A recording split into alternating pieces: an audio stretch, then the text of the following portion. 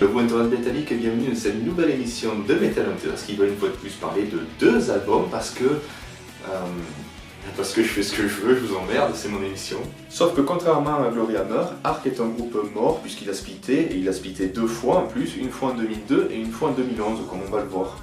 C'est ce qu'on appelle un double fût. Ark fut créé en 1990 par le guitariste norvégien Tore Østby, donc je ne sais pas si ça se prononce comme ça, et le batteur américain John Macaluso, qui étaient tous les deux des anciens d'Yngwie Malmsteen. Et comme chanteur, ils ont recruté un autre ancien d'Yngwie Malmsteen, Jørn Lande, et tout ce petit monde a sorti en 1999 le premier album d'Ark, sobrement intitulé Ark.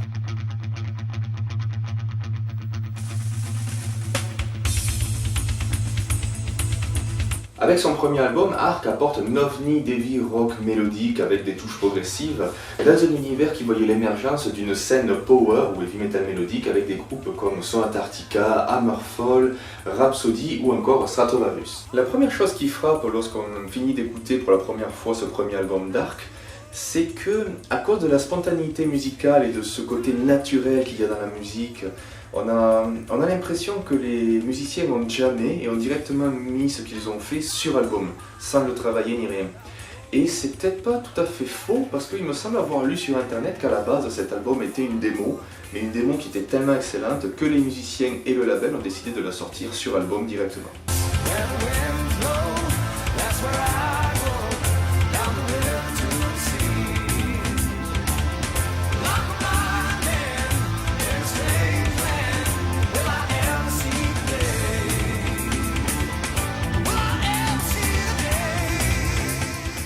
Ce premier album est beaucoup teinté de jazz et de sonorités latines.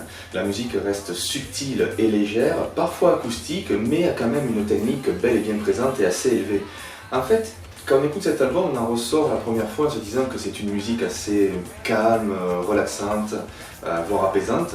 Mais lorsqu'on prête un petit peu plus l'oreille, on s'aperçoit que le niveau technique, que ce soit pour la guitare ou pour la batterie, est quand même assez élevé. Et Jørn Lande se marie parfaitement à toute cette atmosphère en restant lui aussi subtil et évitant de trop pousser sa voix comme il a trop souvent tendance à le faire dans ses albums solo ou dans les albums des autres.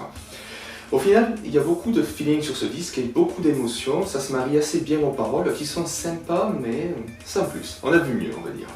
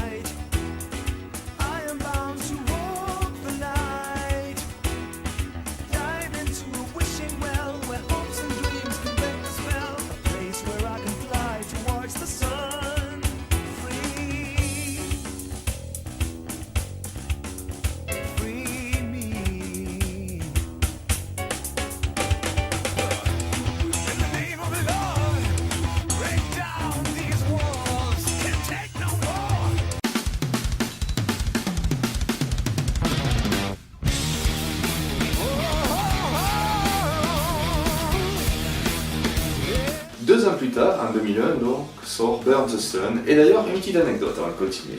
Tore Østby avait une gonzesse dans le sud de la France, plus précisément à Castelnaudary. Et la légende raconte que comme il venait la voir souvent, ou comme il vivait ici, je ne sais pas, il a pu manger du cassoulet comme un gros porc avec un musicien du coin qui devint plus tard le batteur de Pain of Salvation. Voilà. Ouais, mais ta gueule, si ça t'intéresse pas ce que je te raconte, tu dégages et voilà. Mais non, mais l'autre il me casse les couilles là, on s'en fout de l'anecdote de Castelnaudary, nanana. Putain, c'est bon, on va te faire enculer, connard, c'est pas les chaînes métal qui manquent sur YouTube, si ça te plaît pas ce que je te raconte, tu vas voir quelqu'un d'autre, tu m'emmerdes pas. Bon, revenons à Burn the Sun qui est sorti sous le label NTS, Nothing to Say, même chose pour le premier album d'ailleurs. Donc NTS est un label français de qualité en ce qui concerne le heavy mélodique, le power et tout ça. Il s'appelait avant CNR et il est devenu plus tard Replica Records. Et d'ailleurs voici une pub que j'ai trouvée alors que je farfouillais pour cette chronique, je l'ai trouvée dans un Metalium. Et on voit quand même que le label proposait des groupes de qualité, donc on y voit Adagio, un excellent groupe de heavy progressif néoclassique qui fait parfois passer à Symphonix, Avantasia avec son premier album, leur chef-d'œuvre pour moi, Freedom Call, Crystal Empire, simplement le meilleur album du groupe avec des titres comme Freedom Call, The Quest ou encore Pharaoh, Et bien sûr, qui c'est qu'on retrouve? Ark avec Burn the Sun, ce qui me permet de retomber sur mes pattes comme un petit chat mignon qui plus est. Sending a message to God. We must bring light to the darkness. In time we will rise above. Heal the waters. Earth is the lamb to the slaughter. And give us magic. Avec Burn the Sun, Thor et John ont voulu un album beaucoup plus métal, moins de jazz, avec un son plus puissant, mais au final une musique, on va dire, un peu plus easy listening, avec des chansons moins longues et plus classiques, au sens, au niveau de la structure des morceaux, j'entends. Donc on garde quand même un côté rock, ce côté progressif et également les sonorités latines. On garde aussi une certaine excentricité dans la musique.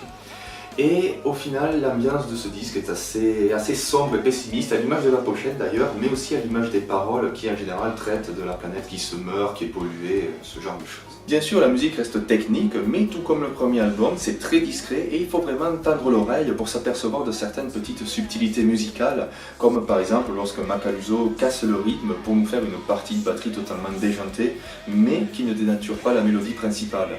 Et je note également le son de la basse qui est vraiment excellent et que j'aime beaucoup. Pour Burn the Sun, Thor et John ont décidé de recruter deux nouveaux musiciens. Donc ils recrutèrent feu Randy Coven à la basse et malheureusement feu Matt Olofsson au clavier. Et pour l'histoire, lorsqu'ils sont arrivés, ils ont reçu les morceaux sans leur partie et on leur a demandé de créer eux-mêmes leur partie. Et le résultat fut donc génial et prouve une fois de plus l'osmose qui régnait entre ces quatre musiciens.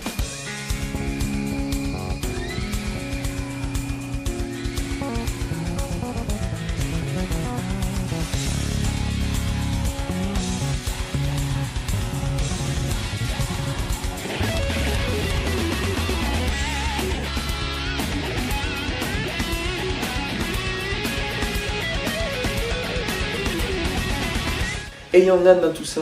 Eh bien à l'époque, Young Land, il se contentait pas d'être un clone de David Coverdale, il était clairement au top de sa forme. Il venait de sortir son excellent album solo World Changer, mais aussi de participer à The Devil Hall of Fame, du très très bon groupe suédois Beyond Twilight, que je vous conseille d'ailleurs, si vous aimez le heavy progressif.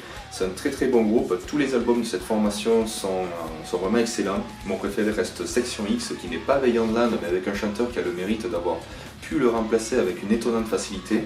Ça va pas courir les rues quand même, les mecs qui peuvent remplacer Young Land avec autant de facilité, mais bon. Et d'ailleurs, si vous êtes ça, je vous le chroniquerai cet album. Tiens, je ferai Metal Hunters là-dessus. Mais bon, comme vous êtes des connards, ça m'étonnerait que ça arrive.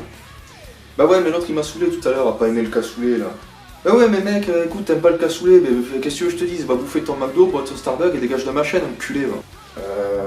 Young Land 2. Donc Young Land 2 sur cet album est tout simplement énorme. Pour moi, c'est sa plus belle prestation, il n'a jamais fait mieux. Et c'est sur Burn the Sun où il module le plus sa voix, allant même jusqu'à faire un chant à la Björk sur la chanson Absolute Zero. C'est pour dire.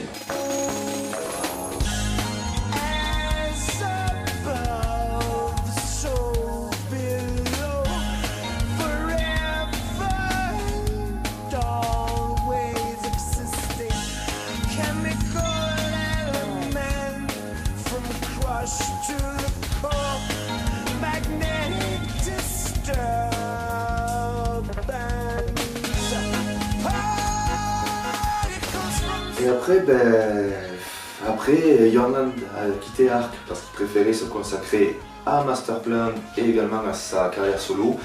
Et le groupe splitta en 2002. Et du coup, de tous les musiciens, il n'y a que Young Land 2 qu'on a encore sur le devant de la scène, soit avec ses albums solo, soit avec ses apparitions sur les albums des copains, comme par exemple pour Avantasia, pour citer le plus célèbre.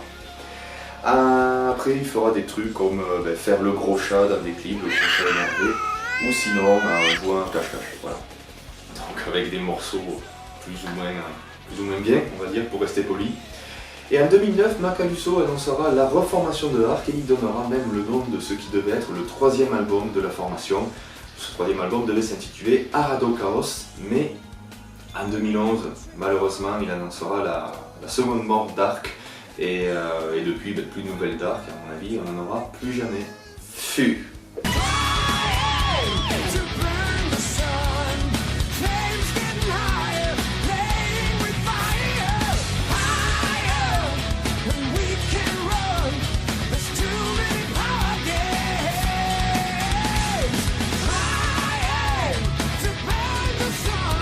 Vous savez, on a souvent dit avec Seth que si nous avions créé Metal Hunters, une des raisons était pour faire connaître des groupes qui étaient trop méconnus à notre goût. Et je pense que pour moi, cela n'a jamais été aussi vrai qu'avec Ark. Ark, c'est bizarrement le groupe qui est resté dans l'ombre et qui n'a pas brillé comme il aurait dû briller normalement. C'était un groupe beau, original, unique, rempli de musiciens talentueux qui se complétaient à merveille et qui nous ont sorti, comme nous venons de voir, 2 albums qui sont 2 perles, qui sont indémodables et qui peuvent être encore écoutés aujourd'hui sans problème et qui étaient surtout largement au-dessus de tout ce qui était proposé à l'époque. Et ces 2 albums, je ne me lasse jamais de les écouter. Et malgré tout, Ark n'a pas si bien marché que ça. Et j'ai lu une chronique d'ailleurs qui disait, à juste titre sûrement, que le problème d'Ark était qu'il était trop technique pour les fans de heavy et de power de l'époque, et justement pas assez technique pour les fans de prog. Je pense que c'est pas faux, mais je pense qu'on peut facilement retourner ces choses-là. En effet, pourquoi le fan de prog n'aimerait pas Ark? On l'a vu, la musique est à la fois technique et complexe si on y pose bien l'oreille dessus, et même si les mélodies et l'atmosphère est mise en avant, ça rend pas le groupe simpliste pour autant. Au contraire, ça y rajoute un truc que les autres groupes de prog n'ont pas, puisqu'ils concentrent tout sur la technique, en général, pas tous. Et pour le fan de heavy, on a vu que Burn the Sun était beaucoup plus easy listening, et je ne l'ai pas précisé, mais les refrains sont des tueurs et devaient superbement fonctionner en live, tout comme fonctionnaient les refrains de Heavy Power à l'époque. Alors, merde, c'est dommage tout ça. De toute façon, je vous encourage à aller écouter Ark, et puis non, je vous encourage pas à écouter Ark, je vous l'ordonne carrément. Vous arrêtez de regarder cette vidéo, de toute façon après il y a le générique, on s'en fout, et vous allez écouter Ark tout de suite. Quoi que vous fassiez, j'en ai rien à foutre, vous arrêtez, vous écoutez Ark. Si votre mère vous a demandé de descendre les poubelles, vous les descendrez après, vous écoutez Ark avant.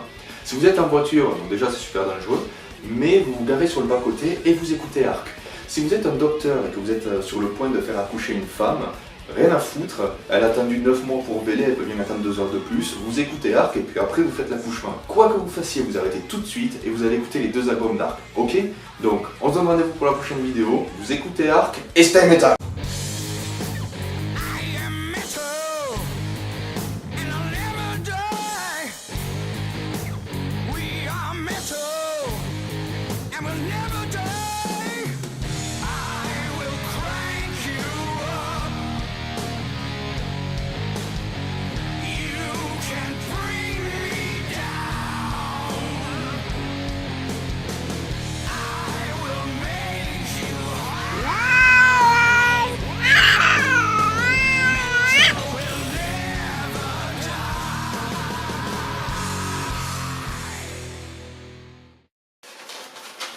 Bon, c'est bien tout ça. Hop, c'est dans la boîte, on va boire une bière. Je vous ai pas dit d'aller écouter Ark, vous?